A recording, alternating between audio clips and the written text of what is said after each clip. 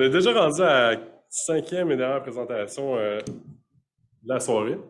Donc, on finit avec, j'aurais le goût de dire la crème de la crème, là, parce que c'est le président du Rexus, mais bon, je connais aussi personnellement Antoine, puis ce que je peux dire sur cette personne, c'est que c'est un fan d'escalade au point de s'en blesser les orteils, et ancien et défunt barbu, ouais, une gigantesque barbe maintenant, il rock vraiment la stage, donc ça y va autant bien.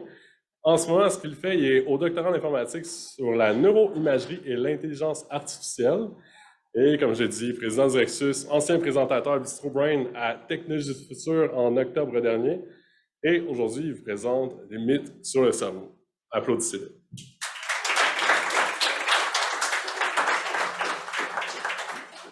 Ça fait plaisir.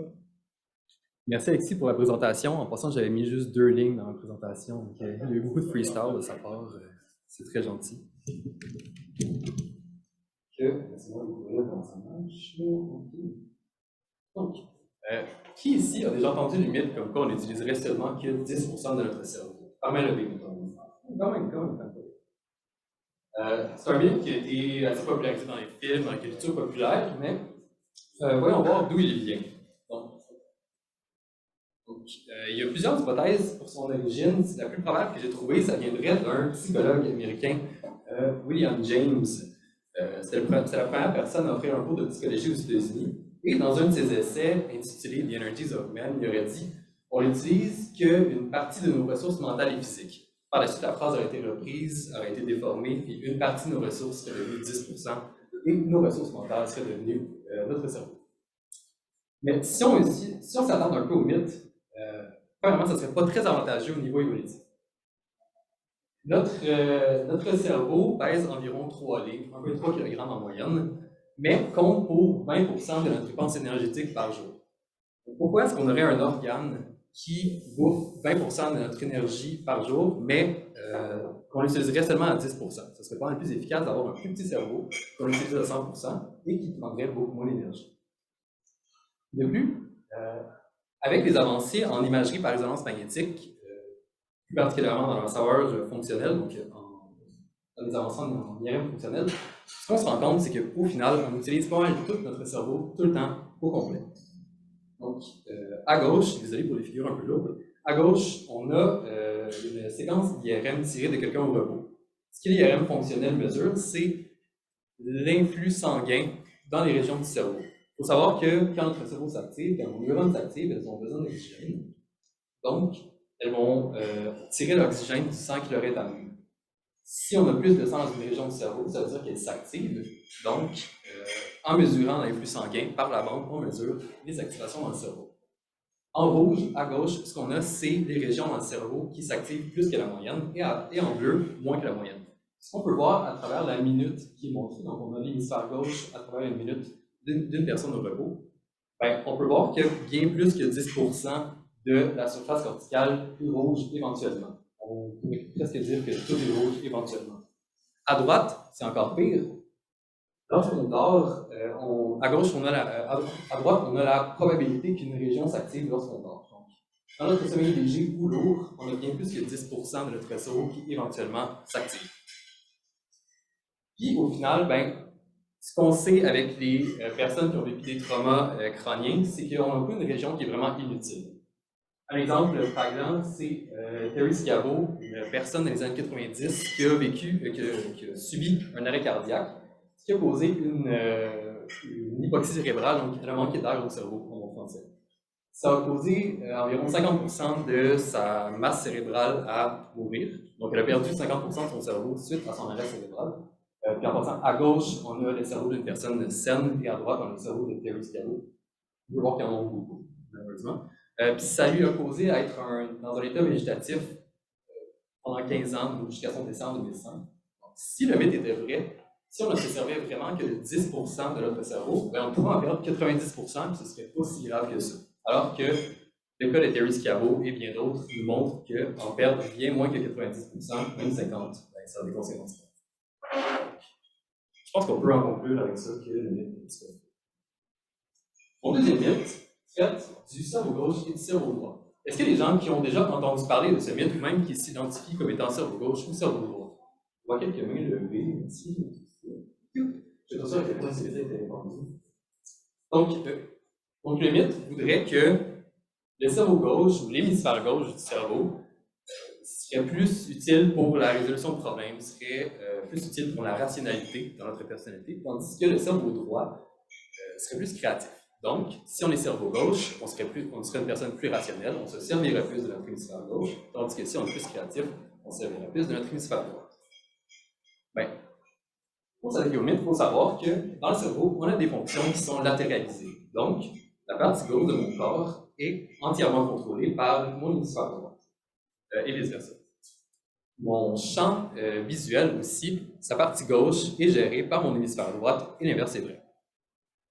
Le mythe des cerveaux gauches et des cerveaux droits viendrait des patients qu'on appelle split brain. Les patients split brain ou à cerveau séparé, c'est des gens chez qui on a rompu le corps calleux.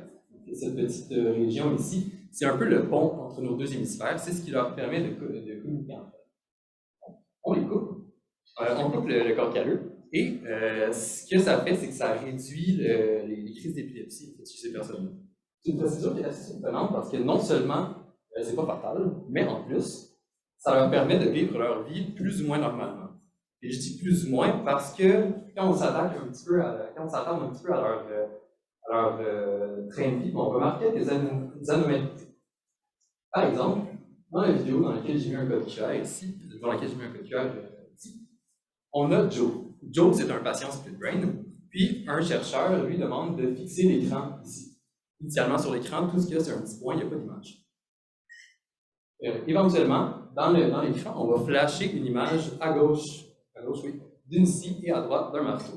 Donc, l'image est répartie pour que la scie aille dans son hémisphère droit et le marteau dans son hémisphère gauche. On se rappelle que c'est inversé. Donc, le marteau va dans l'hémisphère gauche de Joe.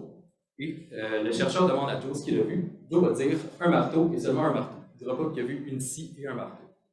À l'inverse, par la suite, le chercheur demande à Joe de se fermer les yeux et, avec sa main gauche, contrôlée par son hémisphère droit, de dessiner ce qu'il a vu. Ce qu'il va dessiner, c'est une scie et seulement une scie. En fait, puis par la suite, le chercheur demande pourquoi est-ce que Joe a dit qu'il avait vu un marteau et qu'il a dessiné une scie, puis il est incapable de l'expliquer. Ce qui s'est passé, en fait, c'est que chacune des parties de l'image est allée dans des hémisphères séparés. Les deux hémisphères n'ont pas pu communiquer entre elles ce qu'elles avaient vu. Donc, les deux hémisphères expriment des choses différentes. Par la suite, Michael Gazzaniga, un des chercheurs qui a fait beaucoup de recherches sur les patients split brain, a dit dans une revue en 1998, après des décennies de recherche sur les patients split brain, que l'hémisphère gauche excellait au traitement du langage et à la parole, tandis que l'hémisphère droit est meilleur pour les tâches visuomotrices. L'hémisphère gauche est excellente à la résolution de problèmes, tandis que l'hémisphère droit, pas vraiment. Et l'hémisphère gauche voit les choses dans leur ensemble global, tandis que l'hémisphère droit traiterait les choses de plus une par une. En fait, le texte est un peu drôle, il passe son temps à chier sur l'hémisphère droit. Donc, est-ce que ce serait vrai? Est-ce qu'on serait vraiment plus cerveau gauche ou cerveau droit? Pas vraiment. En fait, premièrement, ce n'est pas tous les gens qui sont split brain. Je dirais que la plupart des gens ne le sont pas. La plupart des gens ont encore leur corps calleux intact. De plus, on regarde généralement avec nos deux hémisphères, entre guillemets. Donc, lorsqu'on regarde quelque chose, on va le balayer du regard, mais aussi les saccades vont faire qu'on va voir son objet dans son ensemble et pas juste. On n'aura pas juste une partie de ce qu'on regarde dans les deux hémisphères. Et finalement, ce qu'on découvre aussi toujours avec l'IRM fonctionnel, c'est que même s'il y a des fonctions qui sont latéralisées, généralement, notre cerveau est utilisé pas mal de temps. Si je peux élaborer sur le point. Donc, récemment, les chercheurs ont réussi un petit peu à cartographier le cerveau par rapport à leurs fonctions. Donc, avec une immense base de données d'IRM fonctionnel associée à des tâches, donc on place quelqu'un dans un IRM, on lui demande par exemple de taper du doigt, de chanter, d'écouter, de lire, puis on regarde quelle région s'active lorsqu'on fait chacune des tâches.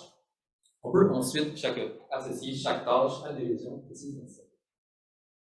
Ils ont pris les tâches, ils les ont séparées en 4 grands silos, donc la communication symbolique, la perception, les actions, les émotions et la prise de décision. Et ce qu'on remarque, c'est que, par exemple, les émotions, qui, selon le mythe, devraient être entièrement localisées dans l'hémisphère droit, sont plutôt bien séparées dans les deux hémisphères. Même chose pour la communication, qui n'est pas seulement localisée dans l'hémisphère gauche. Mais le smoking gun, en bon français, que je pourrais dire, ça vient d'une étude, toujours avec l'IRM fonctionnel. On a à peu près un millier de patients qui ont été scannés dans le but de savoir s'il y avait vraiment une des deux hémisphères qui s'active plus que l'autre. Donc, est-ce qu'on aurait vraiment des gens, c'est le cerveau gauche ou le cerveau droit? Ça voudrait dire que leur hémisphère s'active plus. Puis ce qu'ils ont trouvé, c'est que non, en fait, chez aucune personne, on a pu identifier si les gens utilisaient plus une des deux hémisphères que l'autre. Donc, je pense qu'on peut en déduire finalement que c'est catégorie entre eux. En résumé, ben, la vie est plate. On n'a pas de ressources, on n'a pas de ressources mentales inexploitées encore. On n'a pas de façon simple d'aller chercher une intelligence à exploiter. On utilise pas mal tout notre potentiel au complet, tout le temps. Merci de votre écoute.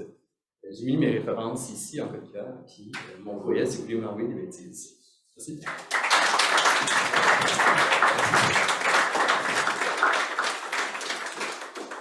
Merci Antoine de la présentation. On a le temps pour 2 questions et n'oubliez pas, après ça, on va avoir le quiz. Les 3 prix sont 4 cadeaux de 25$ ici même au Moquet-Bière. La première personne qui a respecté son temps, bravo. Merci. Deuxième prix, 3 consommations ici même au Moquet-Bière de 13 onces. Et troisième prix, 1 consommation de 13 onces. Donc, à vous le micro pour la question.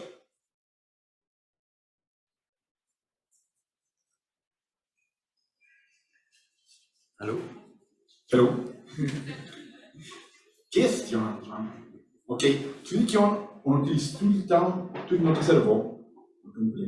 Est-ce qu'il y a une façon d'optimiser la fonction de notre cerveau? Peux-tu définir optimiser? On pourrait faire la même chose avec moins de neurones. On pourrait faire des calculs plus vite avec la même quantité de neurones. Est-ce qu'il faudrait connecter les hémisphères? Est-ce qu'il y aurait une façon, dit d'une façon plus biologique? Comment tu envisages l'évolution du cerveau? Easy question. Donc, ben, une bonne question. Je crois que j'ai pas de réponse à ça, honnêtement, pour être franc.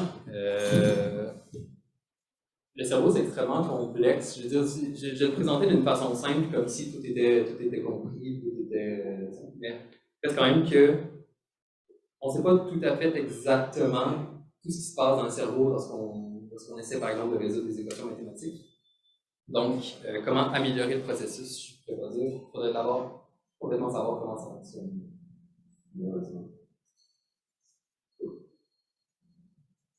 Maintenant, pour une autre question vraiment complexe, qui a une réponse vraiment courte. Je t'annonce, mais mettons dans le temps qui pensait que le cerveau était divisé, left brain, right brain, qu'est-ce qu'il faisait avec la synesthésie? Comme tu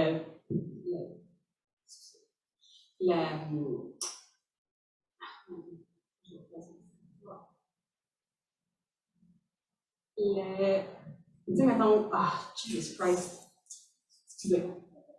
Quand t'as ton cerveau, genre, tout ce qui concerne les graphèmes, puis tout ce qui concerne les couleurs, puis les sons, puis les formes, puis que, dans le fond, il y a des connexions qui sont pas supposées se faire, ben, il ne faisait pas de ça, genre, ce moment-là, c'est fou.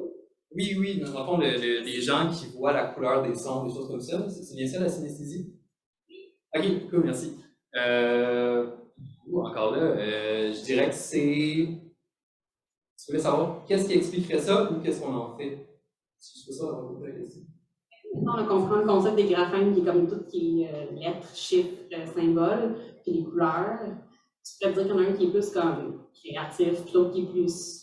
Tu sais, un qui est plus right brain, l'autre qui est plus left brain. Pour te dire, OK, mais pourquoi il y a un lien qui se fait entre les deux s'ils ne sont pas ensemble, ça se fait tout seul? Oui, en fait, il faut savoir que nous... Oui, je pense que c'est grave. Mais dans le fond, il faut savoir que notre cerveau, est interconnecté. Donc, on a des réseaux dans le cerveau, donc on a des parties qui sont connectées. Cette partie-là de mon cerveau est probablement connectée là. L'arrière de mon cerveau, qui gère la vision, est très fortement connecté à la région du langage pour que j'arrive à lire. Donc, quand je lis, ben, la partie de mon cerveau qui gère la vision est connectée à la partie du langage pour que je puisse interpréter les mots après les avoir vus. Les gens qui font de la synesthésie, c'est probablement parce qu'ils ont des connexions qui ne devraient pas être là, qui sont. Donc, je ne sais pas si ça répond à la question.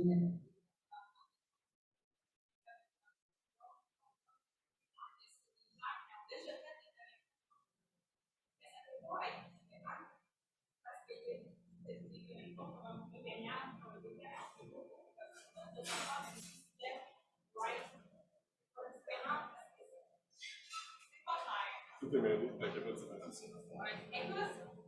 Je suis pas sûr de comprendre. Ok, ouais, ben, je serais curieux d'en jaser si ça te va, je suis vraiment désolé. Ça va. On verra avec ça. Oui.